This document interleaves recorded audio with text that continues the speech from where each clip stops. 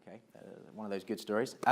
Right, so yes, getting back to the point, payroll. Payroll, if you employ anybody, payroll is very important. Have a word with your payroll providers because they should be doing something. I spoke to a few, and I won't put any names out there because there's a couple that have just baffled me at the lack of knowledge that they have on this. Most of them will now have some form of automated system that they can offer you to produce the data in the requirements that you need it.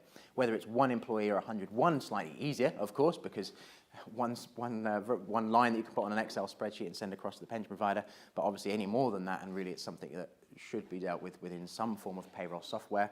Sage, fantastic, it'll talk to everybody and anybody. Iris, Pegasus, all these different payroll software pieces that are available. Again, a lot of them will have bolt-ons, and a lot of them free bolt-ons. Some of them will cost, so if it is something that you're thinking about doing, maybe employ a handful of people and think, you know what, maybe I'm going to outsource it, or maybe I'm going to get my own software in, just to find out what the additional cost will be for auto-enrollment and whether they can deal with it.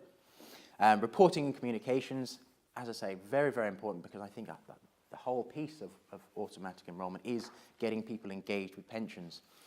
Not only that, but of course, you as an employer, what you don't want to do is A, give advice, and B, leave your employees in a situation where they've had one letter, which really wasn't, or one email even, which just wasn't enough because they've had money taken from their salary, and that's going to sit there now at £15 a year, £15 for the next 30 years.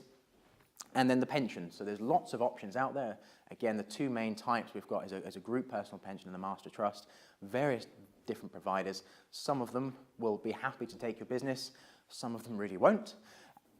If somebody's offering you a pension and they are not going to charge you for it, just be careful about what it is that you're getting yourself into. And if they are going to charge you for it, again, just make sure that you couldn't have found the same thing elsewhere at a lesser cost. Typical charges, we're talking about £75 to £100 a month as an employer charge. Now, if you only employ a couple of people and we're only talking about contributions of £10, £15 a month, you're paying more to have that pension than they're actually receiving in pension contributions. So maybe it makes sense to up the contributions and go elsewhere. I don't know. Again, just thoughts that you maybe need to be thinking about.